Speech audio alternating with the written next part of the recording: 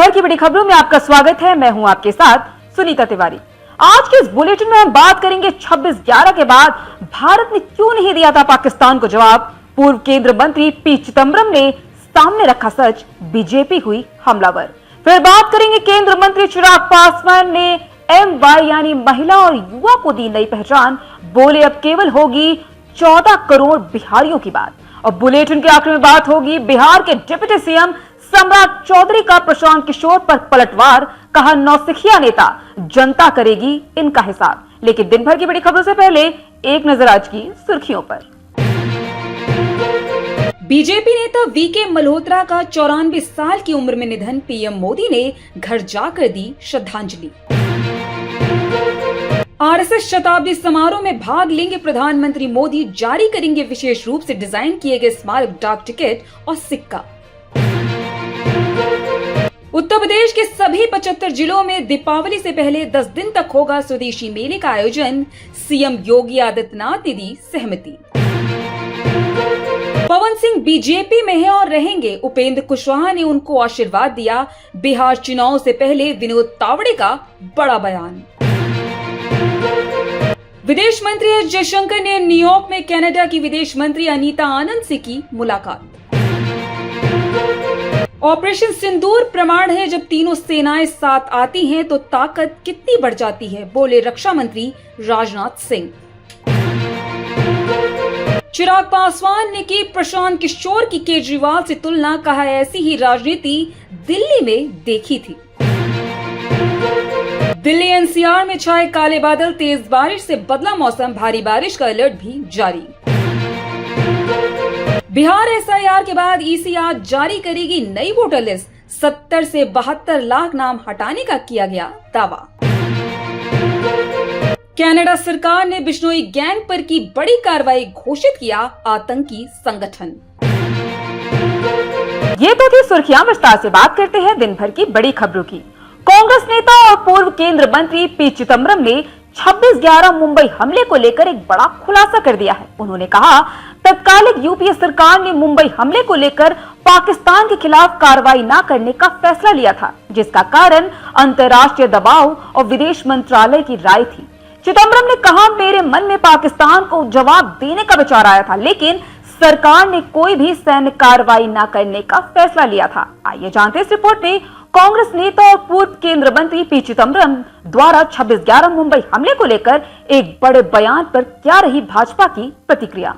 बता दें कि पूर्व केंद्रीय मंत्री पी चिदम्बरम की इस टिप्पणी के बाद सियासत गर्मा गई है। बीजेपी के कई नेता इस बयान पर कांग्रेस की तीखी आलोचना कर रहे हैं। बीजेपी नेताओं का कहना है कि कांग्रेस ने इस बात को बहुत कम और बहुत देर में स्वीकार किया। बता दें कि कांग्रेस नेता ने मुंबई हमले के कुछ दिन बाद ही गृह मंत्री का पदभार संभाला था। उन्होंने अपने एक इंटरव्यू में बताया कि पूरी दुनिया दिल्ली में यह कहने आई कि युद्ध शुरू मत करो। चिदम्बरम ने इस बात को स्वीकार किया कि उस समय अमेरिका की विदेश मंत्री कोंडोलीजा राइस थी, वह उनसे और PM से मिलने दिल्ली आई थी। राइस ने इन लोगों से अनुरोध किया था कि पाकिस्तान कोई जवाब न दे। चिदम्बरम ने कहा मैंने उनसे कहा यह एक ऐसा फैसला है जो सरकार लेगी। उन्होंने कहा उस समय मेरे मन में यही विचार आया था कि हमें पाकिस्तान को मुंबई हमले का जवाब देना चाहिए। इसको लेकर हमने प्रधानमंत्री और इन लोगों के साथ चर्चा की थी। आखिर में सरकार ने विदेश मंत्रालय और IFS की राय मानकर यह निष्कर्ष निकाला गया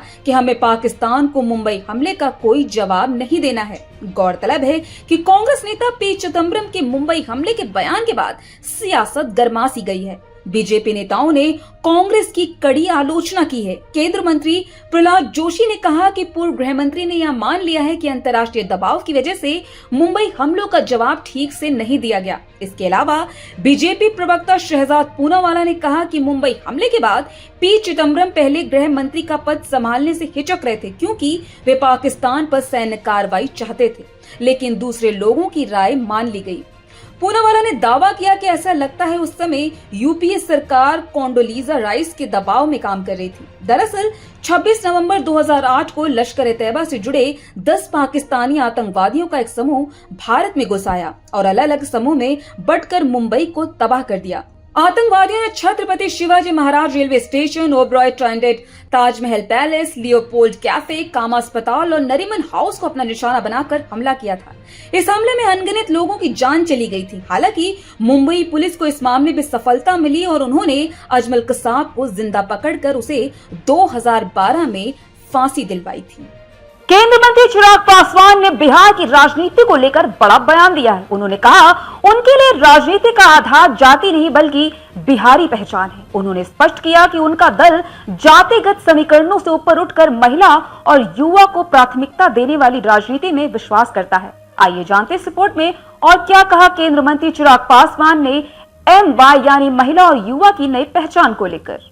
केंद्र मंत्री चिराग पासवान ने कहा कि विधानसभा में विपक्ष के नेता तेजस्वी यादव लगातार जातिगत समीकरणों की बात करते हैं। उन्होंने तंज कसते हुए कहा कि तेजस्वी यादव के दिमाग में EBC, OBC, दलित और अन्य जातियां हो सकती हैं, लेकिन हमारे लिए बिहार की जनता सिर्फ बिहारी है। उन्होंने ये भी कहा जो नेता माई यानी मुस्लिम यादव का तमगा गर्व से पहनते हैं वे हमेशा जाति आधारित राजनीति करते रहेंगे। चिराग ने कहा उनकी पार्टी भी माई समीकरण को मानती है, लेकिन उनके लिए इसका अर्थ है महिला और युवा।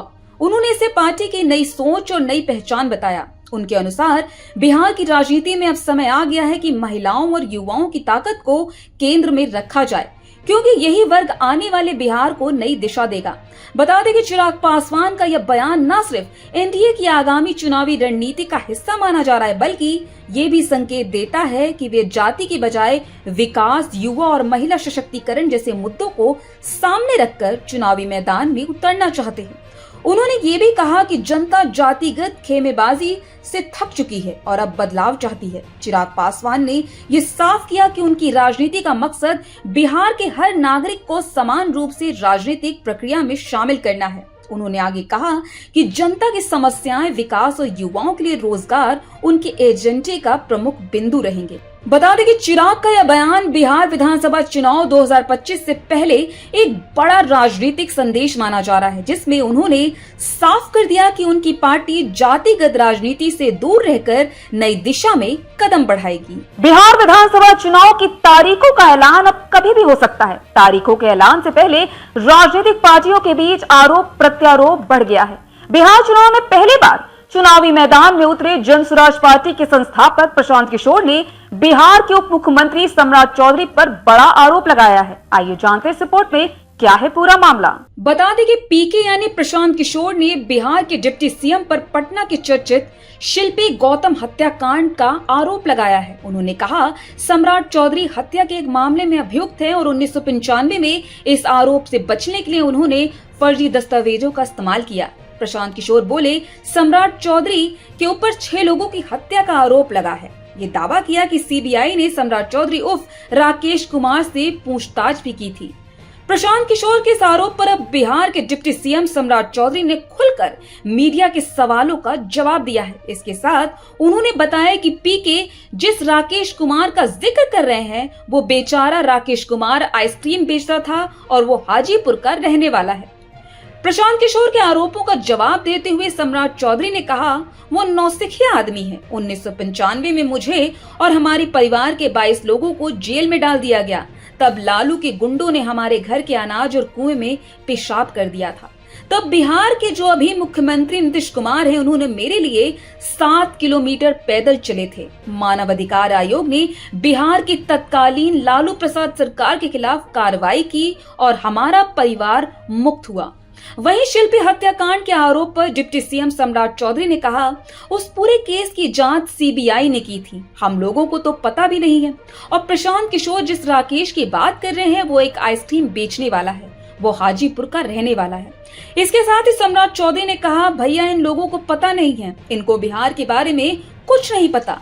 वो पूरे देश को लूट कर आया है, बोल रहा है कि हमें 14 करोड़ का चंदा दिया गया। सम्राट चौधरी ने प्रशांत किशोर का नाम लिए बिना कहा कि जो लोग राजनीति में नए आए हैं और जिन्हें अनुभव नहीं है वो ऐसी सनसनीखेज बातें फैलाते हैं। उन्होंने कटाक्ष करते हुए कहा जब लोग उन्हें पहचानते नहीं तो उप मुख्यमंत्री पर बोलकर ही वे सुर्खियों में आ सकते हैं। उप मुख्यमंत्री ने प्रशांत किशोर के 241 करोड़ रुपए के मेहनताने के दावे पर सवाल उठाया। उन्होंने पूछा कि नवयुगा कंपनी, जो कि एक कंस्ट्रक्शन कंपनी है, ने किशोर से कौन सी कंसल्टेंसी कराई थी। चौधरी ने चुनौती देते हुए कहा कि उन्हें स्पष्ट करना चाहिए वे कंस्ट्रक्शन में दलाली कर रहे थे या सौदागिरी। उन्होंने ये भी कहा कि अगर किशोर को मेहनत का पैसा मिला था तो पहले क्यों नहीं मिला। चौधरी ने चेतावनी दी कि अगर वे राजनीति में आए हैं तो उन्हें पाई पाई का हिसाब देना होगा। प्रशांत किशोर के 1995 के मामले में लगाए गए आरोपों पर सम्राट चौधरी ने कहा कि उस समय में राजनीति में थे ही नहीं। उन्होंने प्रशांत किशोर पर पलटवार करते हुए कहा वे केवल सनसनी फैलाना चाहते हैं ताकि लोग उन्हें जान सकें। तो आज इस बुलेटिन में इतना ही। आप देखते रहिए दी लोकसभा।